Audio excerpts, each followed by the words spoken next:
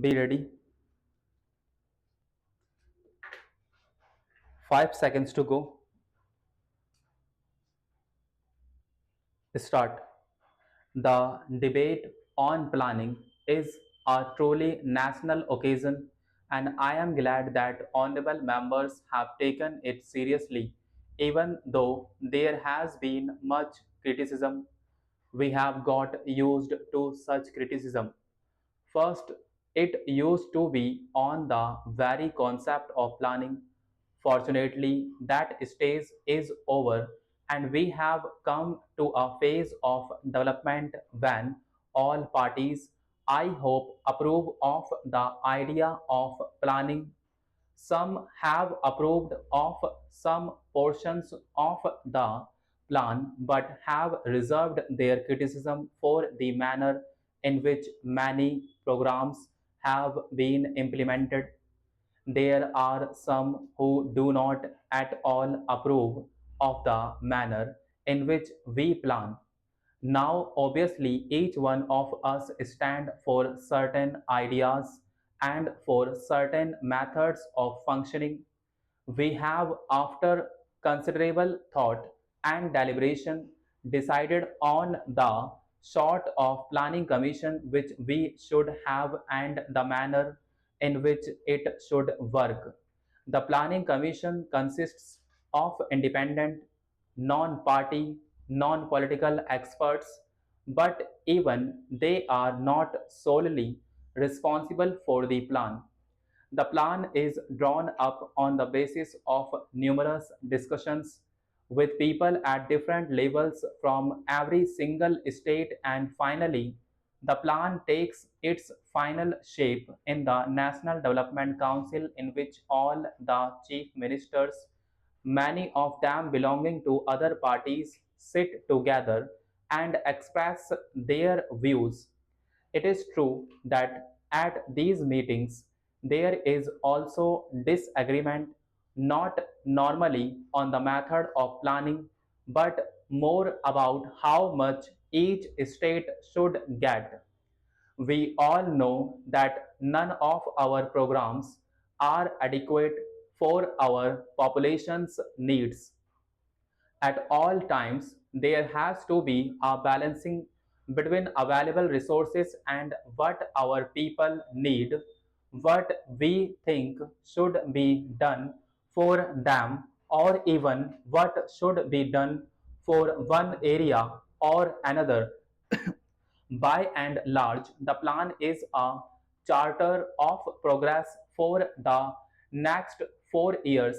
We have some idea of how it has functioned already since it has been in existence for a year.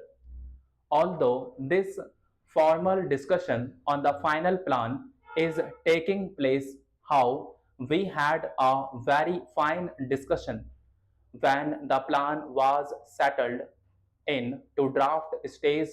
An honorable member said that there was no sense of urgency in the plan. I would like to say that this is not correct. I think that is the difference between the draft outline and the final document. In fact, we have seen that many Supreme Court judges who are doing very well have been promoted from the subordinate judiciary. I would like to give some examples. Judges of the Supreme Court was at one time session judge. Another judge started his career as a subordinate judge. Similarly, my friend started his career as a civil judge. There are many such instances. I could even cite the example of another judge who delivered that famous judgment. He was also a district judge and he was a promotee judge in the High Court. Therefore, my point is sufficient efforts should be made to give incentive to subordinate judiciary. The Honorable Law Minister has analyzed the disease and he has found that all these backlogs or arrears are primarily due to the vacancies in the high courts. He has also said that the judge's strength is not as much as it should be. And by way of an example, he said about the Karnataka High Court, where the sanctioned strength is 14 plus 3 additional judges. This comes to 17, but their requirement is 33. Similarly, if you work out the requirement of judges in the each high court taking into consideration the quota of disposal fixed by the Chief Justice's conference, namely 650 per year, we find that the judges' strength in each high court has to be increased every year. This is because the arrears go on mounting up. This is a constant problem. Every year, we cannot go on speaking about this. It is necessary that efforts should be made to tackle this problem of arrears, and this can only be done by appointing suitable number of judges. In this connection, I would like to point out one thing. I could not understand one thing which the Honorable Law Minister said in the course of his answers the other day. He said that proper judges were not appointed. I could not really understand what he meant by the words proper judges. For the appointment of judges, there is a specific provision in the Constitution. Certain minimum qualifications must be there. Firstly, a recommendation is made by the state government in consultation with the Chief Justice of the concerned High Court. Then the appointment is made. All this is known to the Honorable Law Minister.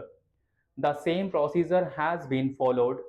Therefore, when he made this observation that proper judges were not appointed, I would expect a gentleman like my friend who was occupied with the office of the law minister not to make such statements which may create confusion in the minds of the people and the house.